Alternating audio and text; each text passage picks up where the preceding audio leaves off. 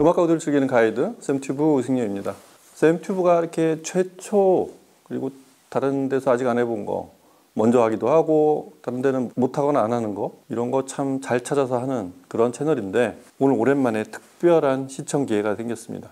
사진으로만 봐왔던 그 양쪽의 서브우퍼를 총 3조 그러니까 좌우로 3개씩 이렇게 쌓아놓는 스택으로 레레 제품 S812를 이렇게 3개씩 서브우퍼는 아시겠지만 한 개만 쓸 수도 있어요. 근데 좌우로 쓰는 분들이 이제 생겨나기 시작했고 그거를 한 조가 아니라 3조, 3쌍의 서브우퍼를 쓰는 바로 오늘 그런 흔치 않은 3조의 서브우퍼를 돌아보는 그런 날입니다. 지금 가장 각광받는 서브우퍼 브랜드, 서브우퍼의 어떤 신기원을 가져온 브랜드로 방식 자체가 기존하고 좀 다른 그런 걸 시도한 레레 서브우퍼가 화두에 오르는 경우가 많잖아요. 근데 이제 레일도 서브우퍼 라인업이 하나, 둘, 셋, 넷, 4개 라인업이 있고 각각의 용도와 어떤 성능, 그다음에 사용 공간이 다 다릅니다. 근데 렐은 기본적으로 서브우퍼라는 게 원래 그렇게 쓰게 만들기도 했지만 렐은 하이 레벨 입력, 앰프 쪽에서 보면 출력이고 받는 서브우퍼 쪽에서 보면 입력인 이 하이 레벨 입력이라는 새로운 방식을 도입해서 앰프의 최종 끝단, 앰프의 어딘가에서 나오는 저음 신호를 내보내는 방식이 아니라 맨 끝에 똑같이 신호 위상이 맞아떨어지는 최종 앰프의 출력단에서 그 신호를 받는 그런 서브우퍼의 방식을 채택한, 그래서 이게 하이파이용 서브우퍼라는 그런 표현을 쓰기 시작했습니다. 실제로 그렇고요.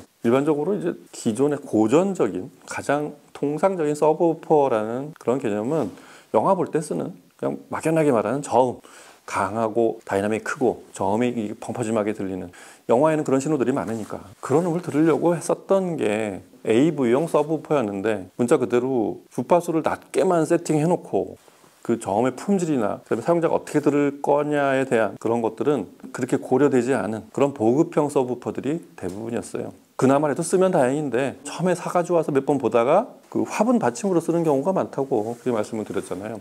그걸 뛰어넘어서 전문 음악 감상용, 그 다음에 메인 스피커와 정확하게 대역을 나눠서 일체감 있게 소리를 만들어내는 그런 전문 저음 재생 스피커, 이게 렐이 지향했던 그런 서브우퍼였던 거죠.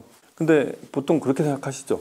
아니 서브우퍼 하나만 써도 우리 집은 저음이 넘쳐가지고 그거 잘 안 쓰는데 그걸 2개를 쓰는 분이 있고, 그리고 오늘처럼 이렇게 3개를 쌓아놓고 그렇게 소리를 들으면 저음이 도대체 얼마나 나올까, 이런 얘기 많이 하시죠. 이게 무슨 공연을 볼 때 야외에서 이렇게 큰 소리 낼 때 쓰는 그런 저음 아니야? 이렇게 말씀하시는데 그런 얘기 할 것 같으면 저희가 촬영할 일이 없죠.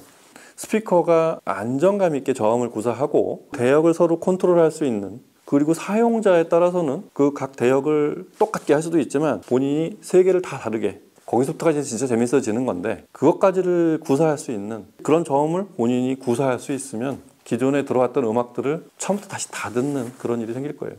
물론 이제 총 6개, 지금 식스팩이라는 타이틀을 붙였듯이 그렇게 3조의 서브우퍼가 뿜어내는 그런 저음의 양감은 막강합니다. 다만 이전에 그런 홈시어터용 스피커, 사용자가 누구이건 저음을 내게, 영화 보게 만든 그런 서브우퍼가 아닌 대단히 견고하고 저음의 품질 자체를 높여서 서브우퍼 자체 울림이 원래 음원에 없는 왜곡에서는 거리가 좀 멀게 굉장히 정확하고 사용자가 필요한 만큼을 세팅할 수 있는 그런 등급으로 만들어진 서브우퍼를 3조로 놓으면 개념이 좀 달라집니다.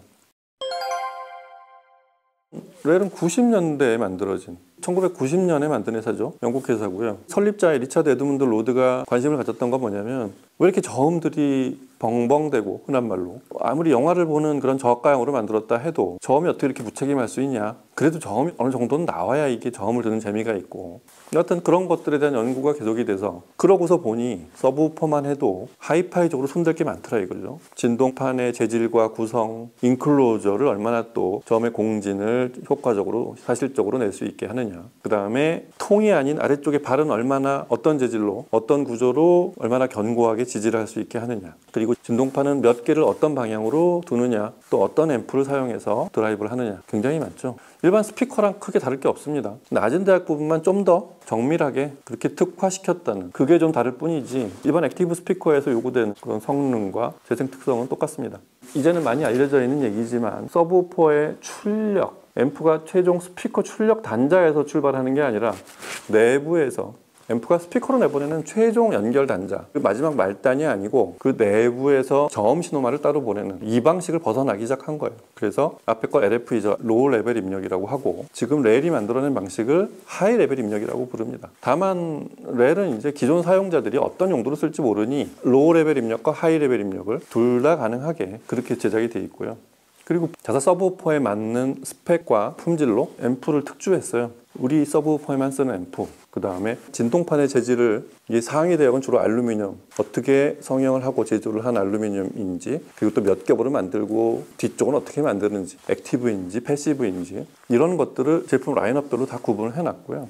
그 다음에 아래쪽 이 발, 그것도 시리즈에 따라서는 4개로 지탱하는 그런 일반 육면체형의 풋이 있기도 하지만, 사이즈와 구조에 따라서는 양쪽을 바처럼 이렇게 지지하는, 이렇게 된 라인업도 있고 그렇습니다. 그리고 사이즈가 조금씩 다 다르죠. 그게 주로 저음의 양감하고 관련이 되어 있는 건데, 메인 스피커하고의 상관관계, 메인 스피커의 크기나 대역 이런 거와도 관계 있지만 시청자의 사용 공간에 따라서 선택을 할 수 있게 그렇게 여러 단계로 제품들이 개발되어 있고요. 렐은 친절하게 사용자가 나는 과연 어떤 렐 제품을 써야 될까, 이런 것들에 대한 친절한 가이드를, 내가 쓰는 스피커, 내가 사용할 공간을 입력을 하면 제품이 바로 딱 튀어나옵니다. 자판기처럼. 홈페이지에서 이렇게 가이드를 만들어 놓은 것도 이전에는 없었던, 제조사가 그렇게 안내한 거의 처음이 아니었을까 싶습니다. 오늘 살펴볼 제품은 렐 S 라인업의 S812, 뒤에 숫자 2개가 그 우퍼 구경을 말하죠. S812는 12인치입니다. 그래서 12인치, 앞쪽은 액티브, 아래쪽은 패시브. S 라인업이 되기 시작하면서부터 통이 체구가 커지고 무거워지기 때문에 옆에 이렇게 핸들이 있어요. 통상적으로 보면 핸들 있는 제품들이 이렇게 스택으로 2개, 3개, 렐 제품을 보통 4개에서 6개까지, 그러니까 2조부터 3조까지 그렇게 스택으로 쌓아서 사용할 수 있다고 되어 있는데, 지금이 이 S812로 구사할 수 있는 최대 반경이라고 할 수 있겠습니다. 여하튼 S812만 해도 대력이 19Hz부터 시작해요. 19Hz부터 35Hz까지를 재생합니다. 그래서 이 3조를 똑같이 맞춰놓고 이렇게 뭐 그렇게 쓸 수도 있지만, 보통은 그 3조를 각각을 대역에 맞게 그렇게 구성하는 거예요. 그리고 볼륨 있죠. 게인 조절, 소리 크기, 양을 본인 맘대로 조절할 수 있는데, 공간과 이 서브우퍼를 연결할 메인 스피커하고의 어떤 관계들이 보이기 시작합니다. 오늘 시청할 메인 스피커는 R6 아르테인데, 사실 이 스피커만 해도 낮은 대역이 27Hz? 이미 30Hz 미만까지 내려가요. 저음이 이렇게 단정하게 딱 끊어지는 스타일이 아니고, 이 R6 아르테는 저음 아래쪽으로 마치 깊은 물속을 쭉 깔려오는 저음처럼, 그 점이 멋있는 그런 스피커죠. 뭐 제대로 구사를 해야 되지만, 그런 낮은 대역과 스타일을 갖고 있는 스피커인데, 렐의 812를 이렇게 3개씩 쌓아서 어떤 저음이 들려질지, 그리고 그 서브우퍼를 연결했을 때 메인 스피커인 R6의 미드레인지와 트위터의 소리는 어떤 변화가 있는지, 저는 이런 게 좀 궁금합니다. 종종 말씀드리지만 베이스가 추가되면 중고음에도 변화가 생겨요. 고음이 갑자기 또렷해지는 현상이 생기는 게 서브우퍼를 추가했을 때 어떤 현상입니다. 얼만큼 좋은 서브우퍼를 쓰느냐에 달려있는 거죠. 여하튼 제일 궁금한 소리를 들어보겠습니다. S812 3조를 스택으로 쌓은 서브우퍼를 연결한 R6 아르테의 소리 같이 들어보시죠.